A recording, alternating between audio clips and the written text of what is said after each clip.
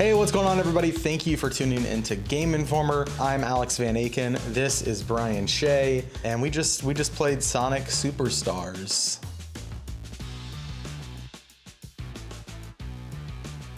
What's everything we've learned about Sonic Superstars that maybe people don't already know, right? We know it's a multiplayer game. We know Sonic, Tails, Knuckles, Amy are in the game. Mm-hmm. We know it's a 2D Sonic. Let's expand on what people might not know. Sure. So, I think the first and foremost biggest thing to take away from our hands-on session is that the physics feel really good. It feels like a classic Sonic game, which is the highest compliment I can pay this game. And it's just, it's super fun. The level design is extremely solid. They definitely rely on the branching pathways convention that the series is known for.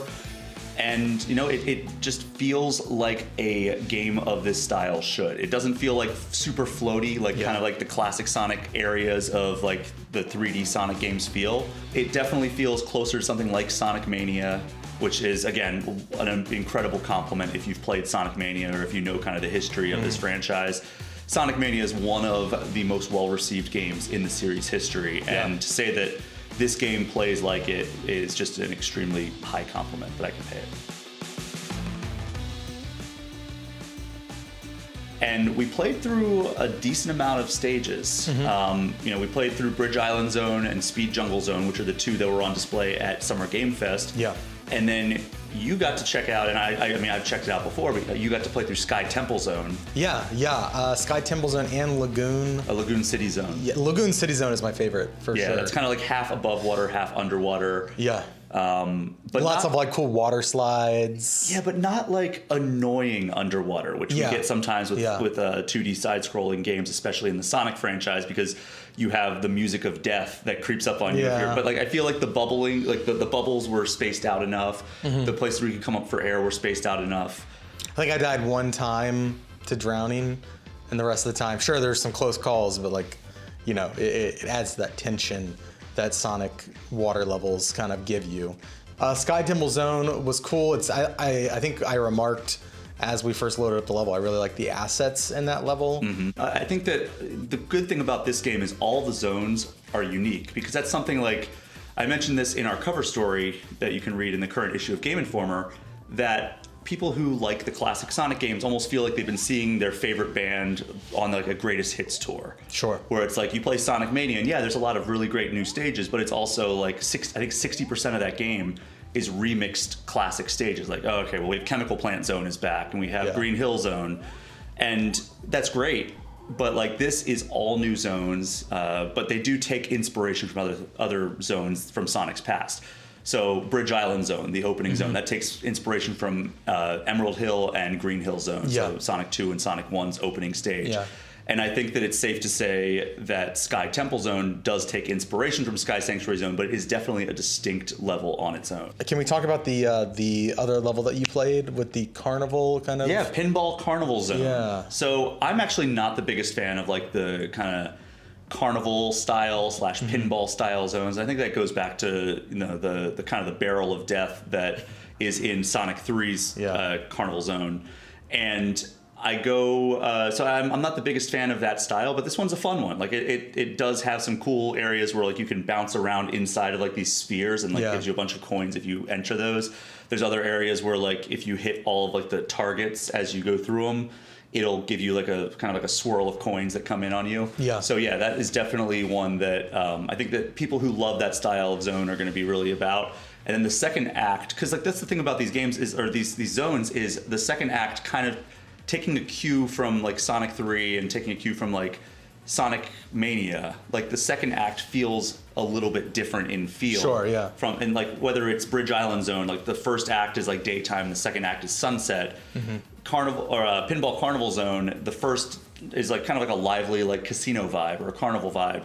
And then you go and transition to Act 2, and it the lights kind of go down a little bit, and it's almost like a haunted carnival, which is kind of cool. You have all of the other badniks that are in the first act transition, and it's just all right, now it's bats flying around, and There's like other robots that are kind of like in like ghost costumes, and the music's a little bit more haunting. And there's a sequence where it's like platforms are speeding around, and you have to kind of like jump when the arrows tell you to jump to like get up to the next platform. Very fast-paced gameplay in that, and it's a lot of fun. Yeah. Out of the new ones that we've played since Summer Game Fest, which is your favorite? I really like Lagoon City. Yeah. That's one that you said you really liked. Sand Sanctuary is another one that we got to check out. And that is going to take a lot of inspiration from the level in Sonic and Knuckles. That's a fun one, but yeah, I think Lagoon City is probably my favorite of all the ones that we played. Just like it takes again taking inspiration from like Hydro City from Sonic 3 and kind of bringing it forward into like a new and exciting way, but also like a little bit of Mystic Ruins. Like there's some inspiration there as well. Let's talk about the boss fights. The boss fights are super creative in this entry. In talking with Takashi Iizuka, basically like he likes the idea that we got in Sonic 3 and Knuckles, where at the end of Act 1 there is like kind of like a robot boss, and then at the end of Act 2 there's an Eggman boss, and they do that in this one as well. So we've talked about it in Speed Jungle Zone, for example. Like the first one, it's like a mosquito that like shoots out like a harpoon, and you have to run up the harpoon and attack it, and that's the kind of the progression there. And then the second act is an Eggman boss. So it's like, he's kind of like in like a sphere, and you have to kind of like defeat him Incredibles style. Like if you remember the first Incredibles movie where you can't attack the actual robot, you have to goad him into shooting his arms through his body. That's exactly what this boss battle is. But that's kind of the pattern that there is. They seem like they've learned a lot from creating boss battles in this series, because like some of them may have like derivative mechanics, but they never as battles feel derivative. So we're gonna have a whole video breaking all of them down, but is there anything in general about the Emerald powers that people might not know yet? Oh man, so like basically every individual Chaos Emerald gives you a specific power. So if you get the red Chaos Emerald, that unlocks Bullet.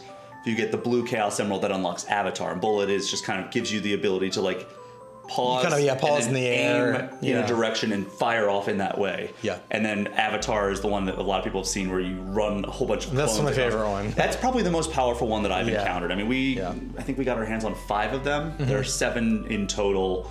And then obviously if you collect all 7, you get kind of a bonus one as well. But we'll have a full video breaking them down one by one, but I think in the meantime, like it's just kind of like it allows you to get creative with it, and it refills when you cross the star post, or I think it also refills on a cooldown meter. So like if you don't cross the star post for a second, like it will refill eventually. Yeah. There's a world map where it's like Sonic Generations map, where you start on the left and you kind of run to the right. And like there's just very, very mild platforming to get up to like the next area. So like there's one that's like to get to Sky Temple Zone, it's like a kind of an updraft that you jump on. By the way, Sky Temple Zone's only one act. It's like a very long act, but it's only one act, and it has kind of like a storm that hits at the end of it, and it's kind of cool, reminiscent of Sonic Adventure. And there's also you can change your character there. You can also take part in these special acts. Like there's Act Sonic, where you're running through Speed Jungle Zone. But explain, because I saw Act Fruit, we saw an Act Amy. So to take part in Act Sonic, it was like Fang the Hunter is chasing you, and that kind of just makes kind of for a more difficult experience. There's Act Amy, where there is a fruit-filled stage essentially, and like, there's watermelons with guns that you have to defeat. And I actually liked that stage. It was fun. It was. It took place in Lagoon City Zone, which was one of our favorites. And then at the end, you find Trip, who is the new character that's developed by or designed by Naoto Oshima, and it's just a kind of a new like armored lizard-looking thing. And I think that you access those levels by collecting fruit in the stages, because when I tried to enter one of them, it asked me if I wanted to pay like 1 fruit to play it. And then of course we have the special stages on top of that, like the special stages where it's like kind of 3D swinging. That is, if you get a gold ring, it's for a Chaos Emerald. If you get a blue ring, it's for a stack of medals. Yeah. And then there's also kind of like the Sonic 1 style rotating stages. Yep. Those are for medals. And then you can also find medals within the stages themselves. Like Also gold enemies. yeah, gold enemies is another way you can get medals. Yeah. We saw a gold crab meat. I think it was Lagoon City that we Yeah, it saw was, that. yeah. And you defeated it and Yeah, it yeah. gave you a medal. Yep. And those medals, it appears, are traded in for customization options. And I don't know how that works. We were able to look at the store. It's like an in-game store that you trade medals for. Yeah. But I don't know, like, Not what microtransactions, yeah. like in-game currency. Yeah, we did not the see medals. any indication of microtransactions. Yeah. But I don't know how that works. Like there was like different like head parts, arm Yeah. parts, torso, but I have no idea what exactly that is customizing. Sure, we sure. bought like a dog head. Yeah, but I don't think we like did it right. We didn't actually customize our character, and so we Yeah. just then we went back and played as Knuckles or something. Anything else? What's next? The last level that we saw before we were kind of kicked out was Press Factory Zone. Unfortunately, we didn't get a look at it really. It was just like, that's what's up next. And the demo kind of ended there. But yeah, we are going to be talking to Takashi Iizuka and a few other members of Sonic Team here. So keep your eyes on the Game Informer YouTube channel Yep. for all of our conversations, all of our interviews, and more insight into Sonic Superstars. Thank you for watching. If you enjoyed the video, be sure to click the like button, subscribe if you're new around here and you want to see more Sonic videos. And until the next time we see you, have a good week. Bye.